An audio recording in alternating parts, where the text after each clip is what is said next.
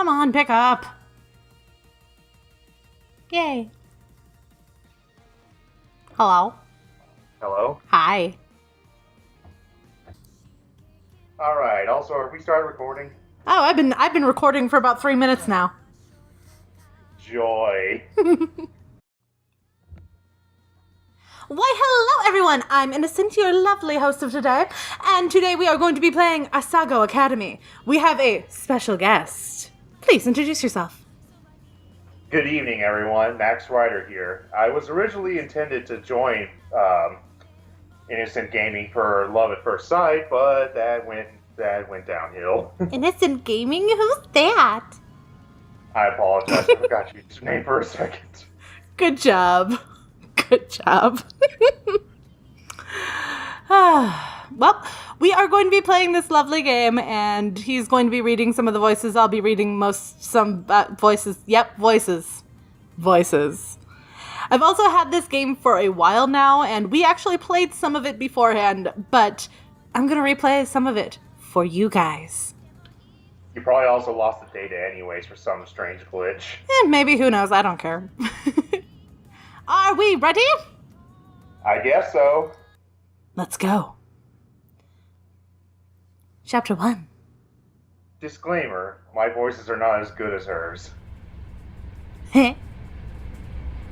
Anyway, the train made its way along the gentle curve of the coast of Japan, whisking me farther and farther away from home. I'm going to lower the volume of this game really quick. Perfect. Across from me sat a boy, face half buried in a newspaper. He was deeply entranced, not entertained, in whatever article he was reading and hadn't spoken a single word to me, even when I asked if I could join him in the last compartment with any available space. He shrugged, nodded, and adjusted his newspaper without even making eye contact. Rude.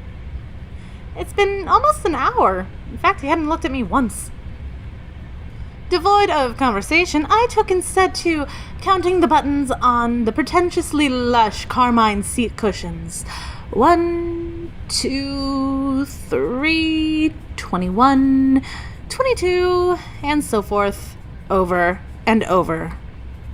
Now and again, I turned to look out the window, where trees were blurring by. Sometimes its smeared green would break and reveal the quiet blue of the Sea of Japan. Wow, the sea. Eventually, the rapidity made my stomach churn, and I went back to counting the buttons on the seat cushions. 1, 2, 3. The train compartment shuddered around us.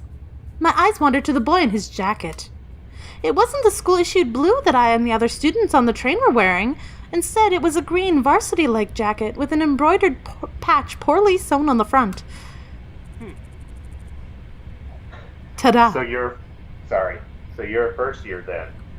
Maybe. Who's asking? Huh? It is I. Well, the mighty I. Who the fuck cares? Exactly. He folded his newspaper neatly and set it in his lap and looked at me with an half-interested gaze. Did he just catch me staring? Now that the paper was gone, I saw his face. He watched me through heavy-lidded eyes. His hair was immaculately groomed and his teeth straight and blindingly bright. There was something about him, the way the light hit him, that made him look like he was almost sparkling? Me? He glanced around the compartment, empty besides us, and laughed. Oh, no, I'm not a first year, I'm a third year. The train began to slow down, metal wheels groaning against the metal tracks. The sudden shift threatened to rob me of whatever I had left in my stomach, but I closed my eyes and took a deep breath, willing myself to keep it together. What kind of impression would I leave, puking on a student before I even arrived at the academy? Not a good one.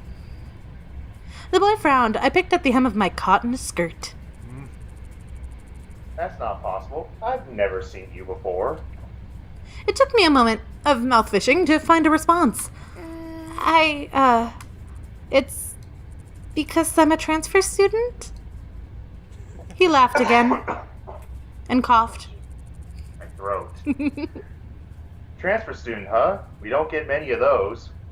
I removed my acceptance letter from the front pockets of my uniform. The paper, heavyweight, off-white, had accumulated creases from my reading and rereading, as the words might have changed since the last time I read it. The boy took it, studied it, then handed it back to me. I'll see you around. Well then, Hana, I suppose we've seen you around. He smiled at me and picked up his suitcase lying next to him. By the time I hiccuped a response, he was already gone from the compartment. I stared into the empty hallway of the train. It was then that I realized, having gotten from my acceptance letter, he knew my name and I never got his. Oh, fuck my life. The train settled at the station and I failed out with the rest of the uniformed students. It was early April, and the last frost of winter had come and gone. The trees were already green, their leaves shivering in the occasional gust weaving through them. The air was mild, only a few clouds hung in the sky. I walked along the road with a swarm of blue-jacket bodies, looking at the little groups breaking off from the crowd. So I got the coughs and she's got the tongue-tied. I always have the tongue-tied. Everyone was buzzing so adamantly around me. Yes. Adamantly. I held my suitcase tight in my sweaty hands. It was leather-bound and worth more than anything it contained. It wasn't far to school, and I was, for maybe the first time in my life, thankful that what I owned didn't amount to much. My school issued black Oxfords. Oxford. Click, click, clicked on the pavement. I walked this walk over and over in my mind. So many nights I lay awake imagining what it might be like to walk in front of the train station to Asagao Academy for the first time. My new start. I always imagined that everything would change for me on this walk. That somehow everything would be magically different. But as I looked around, I realized nothing had changed. I hadn't changed. By the time That's not true. You're a cinnamon roll. Bitch, I might be. By the time I reached the massive gate to the academy, I forgot all about the disappointment slouching on the back of my throat. The school, framed by the gate's twisted black metal, was just as beautiful and as glossy... Yeah. Was just as beautiful as the glossy photos I saw in the pamphlet. And this was it. Asagao Academy. I glanced around. The swarm of students gathered around the gate. Beyond it, tiny blue people bounced around the academy's main building. A girl pressed a button to one side of the gate. The excitement in the air was almost palatable. A few moments later, the black gate, with great effort, creaked outward and cleared the pathway. As the rest of the group shifted into motion, I followed along, a sheep in the herd. My stomach tied itself into knots. The crowd split off in different directions. For a moment, I panicked. A tired-looking man with graying hair called out for first years. A cluster of fresh-faced students gathered around him. Hey, look at that girl. I turned. A few feet away, a small group of boys were pointing at me and snickering. Pink hair? Are you kidding me? Oh, God. Like I said, my voices are not that great, people, so I apologize ahead of time. You think mine are that good? Bitch, please. You are much better than me. You can diva. I don't have a voice. I can just accent, and that's it. That's basically all I do. How desperate can you get?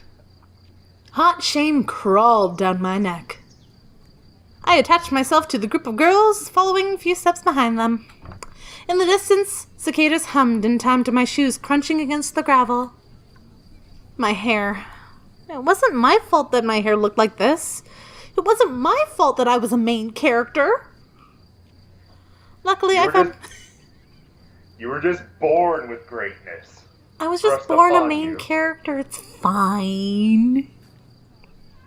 Luckily, I found myself at the girls' dormitory, a large sign in the lawns reading Primrose House.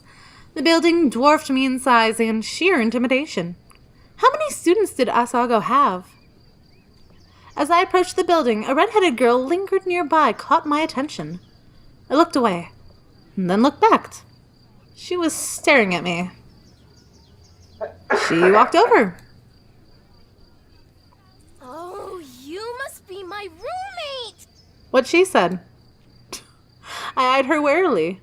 She was smiling and bouncing in a way that suggested her views on life were akin to a perpetual bouncy castle. What? I totally forgot this game had sounds. Indeed, you can't hear them and I can. Me? I just have to deal with it. Indeed you do. Me? Bingo. Of course, you silly! Let me guess. Room 325? I thought back to the paper I received a month prior with a list of all the supplies I needed for the year and my dorm arrangements. Yeah, that's right. She laughed, but I couldn't figure out what was so funny. Was she laughing at me?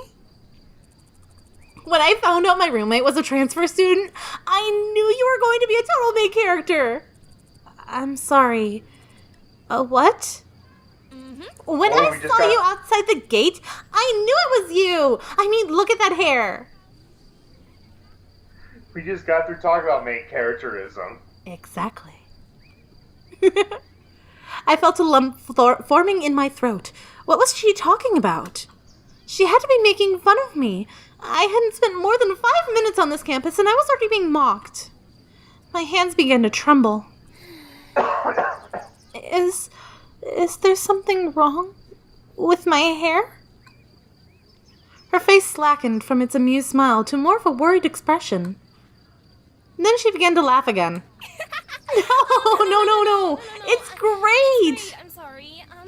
She's talking for me. We're getting off on the wrong foot, aren't we? Oh gosh. Yep, what she said. I'm Mai Sasaki. You must be Hana. Yep, I'm Hana. I bowed my head. Hello. It's nice to meet you, Mai. Didn't the last time I played this, you turned off the voices or something? Nope. I ignored them. Never mind then. I wasn't doing it for a recording, so I ignored them. Now I am. Ta-da! All of our school books are waiting in our room with your welcome letter, and I read the envelope. I hope you're not mad. Mai started walking towards the dorm's front doors. I followed behind like a lost puppy. Did you check in at the front desk already? No, I didn't. I didn't know I was supposed to. Good! They'll offer to have a small staff member give you a tour around the campus, but I can show you around. We don't get many transfer students in a year 3, you know. Oh, is that your only bag? Just one? I'm glad I brought an extra bag of stuff to decorate our room with. I started already. I hope you don't mind. But I did wait to string the lights. I thought we could do it together, you know.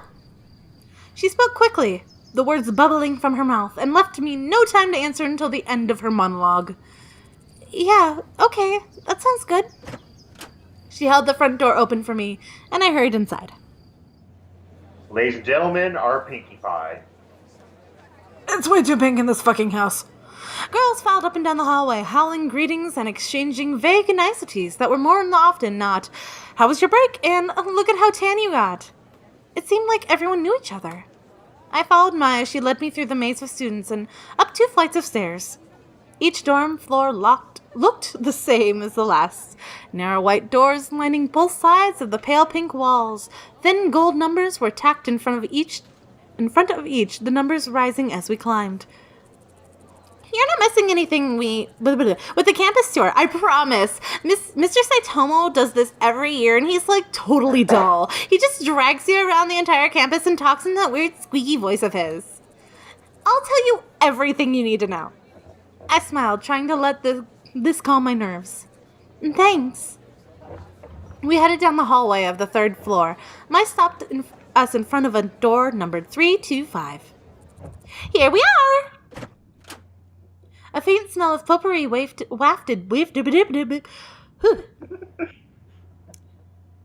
faint smell of potpourri went through the room. The walls, like the hallway, were soft, powdery pink. Mai already defaced them with tapestry of posters, magazines, cutouts, and photographs. And the lights, which she said she was going to wait on. Shh, details. They are important. Some of the photos were cats, but most were male models and rugged musicians. A bunk bed, 2 writing desks with wooden chairs, a small dresser, and a mirror vanity, all clearly provided by the school, were the only pieces of furniture in the tiny room. The top bunk was already covered in neatly tucked blankets and throw pillows of clashing patterns and colors. The bottom bunk had a single stiff-looking pillow and a thin cotton blanket that I did not need to touch to know that it was horribly itchy. I must have grimaced because Mai quickly smiled at me. I brought way too many pillows and blankets. I always overpack. I went to Italy over break and Mom got really mad at me because I brought 5 bags, but we were only there for a week. She laughed, pulling several blankets and pillows from her bunk and rearranged them neatly on mine. A sudden twinge of guilt and embarrassment hit me. Perfection. There! That's much better. Thanks, Mai. I placed my suitcase on the bottom bunk and began to unpack its contents. Several changes of clothes, pens and pencils, empty notebooks, a few photographs of my father, a dilapidated stuffed rabbit, an old portable radio, and a small black box. Mai opened the curtains and the sunlight poured in. So, where are you from? I slid the now empty suitcase under the bottom bunk. About 2 hours north of here. It's a small town called Amiririsu. You probably haven't heard of it. I set the stuffed rabbit, Mr. Bunny, on my bed beside a purple and teal throw pillow. Oh, did you go to a different boarding school, or? No, I went to a public school down the street from my house. Public school? What was that like? Were the students mean? Did you have a lot of friends? I always went to private school. My parents work a lot and my dad goes overseas, so I think they stick me here for the convenience. Or maybe because I'm a total bitch. I don't know. Oh, hey, what's that? I removed an ornate pattern origami crane from the black box and was setting it on an unclaimed writing desk. Like I said, our Pinkie Pie. Oh, this? My mother made it for me a long time ago. I set it beside the stack of thick textbooks, which I assumed were provided for me. Wow, it's so pretty! I've never seen paper like that before. Oh yeah, the lights! Let me get them. Mai went to her own desk, opening the drawer and pulling out a long, tangled string of fairy lights. I thought these would look nice. Here, help me string them up. She grabbed a container of pushpins and pulled the wooden desk chair out and over to one wall. I did the same with my own. Together we pinned the lights around the perimeter of the room. How was the train ride over? Did you meet anyone? No, not really. I was in a compartment with some guy and... What? Some guy, huh?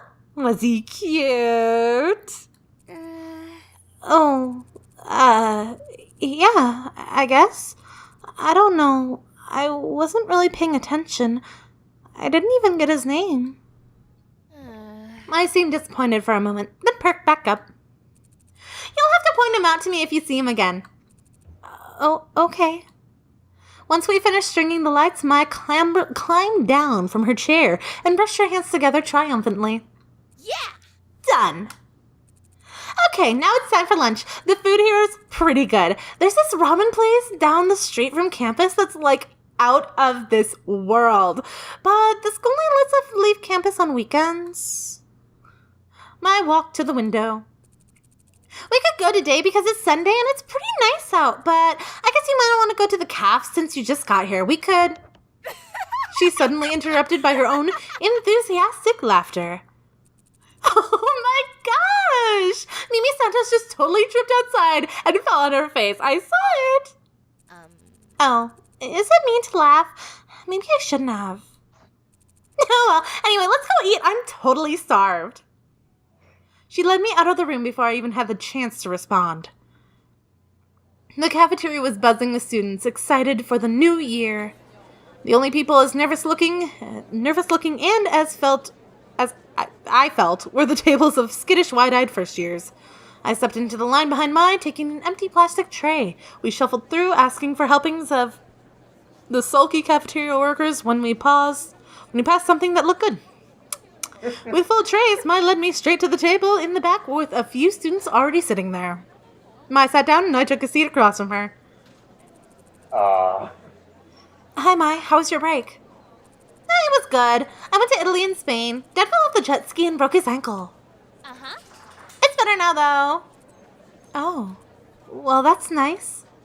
I expected to be introduced, but the girl turned back to her group of friends, and Mai turned back to me.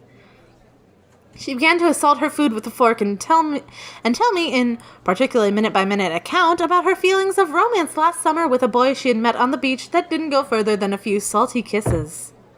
I sat back and let Mai talk. For the first time since arriving on campus, I felt like I was finally able to breathe. I picked up my Brussels sprouts and studied Mai as she spoke. The more she talked, the more I began to notice small details about her. She had a high songbird voice. What? She was dynamic, her face twisting this way and that to exaggerate her expressions as she spoke. She laughed often. She imitated people in widely unflattering voices, seemingly unrelated to her actual opinion of them. But most notably, she talked. A lot. I didn't find this particularly annoying, as it filled the silence and she hardly ever asked questions that required my full attention. Just as Maya was rounding off a shockingly detailed account of the time she accidentally walked in on her friend's older brother in the act of changing, a flash of familiar green caught my eye. I glanced over. Hey, that's him. Huh? Who? I leaned across the table to whisper just in case he could hear me through the ambient chatter of the lunchroom. The boy from the train. That's him. What? Jared? Yeah, with the weird green jacket and his swoopy hair. He just picked up his tray and was walking past us when something seemed to catch his eye. Oh, you. God, I talked a lot. I just realized. Yeah, you were like 90% of the dialogue, and you're going to continue to be 90% of the dialogue. Yeah, until we have a stopping point, because I've been recording for 25 minutes. I looked up at him, suddenly realizing he was talking to me. Hana. Hana, I met you on the train. How are things settling down for you? Really well. I found my roommate and she's been helping me out. I gestured to Mai, who was thunderstruck. In fact, looking around, everyone was. People stopped eating to turn and stare at Jared and me. My shoulders bunched around my neck. Well, if you ever need any help, I'll be around. Third year, right? I nodded. All right. Some of my friends are in that year. Of course, they can't compare to me, but I'll give them the heads up to look out for you. Douche alert! He flashed a dazzling smile, then winked. Don't you mean fabulous douche? Maybe. I don't know. I don't know him. It's the least I could do for such a cute girl. To be fair, I don't know him either. Well, I'll see you around. I watched, a torrent of thoughts raging through my head as he took a seat next to a bunch of guys who were all wearing the same jacket. That's Jared! She tore her eyes away from me and looked at me. He's so cute. He's the most beautiful guy in school. Fabulous! I can't believe he just looked at me. I looked at Mai. Her cheeks were glowing in incandescent pink. Why do they all wear those jackets? Aren't the guys supposed to wear blue blazers as part of their uniform? No, they're allowed to. You know Jared? The girl turned back around and was looking at me with a sudden interest. Did I know him? I only talked to him on the train for a few minutes, so not really. We weren't friends or anything. But looking around, Maya and this girl weren't the only ones who were interested. Everybody seemed to be listening in.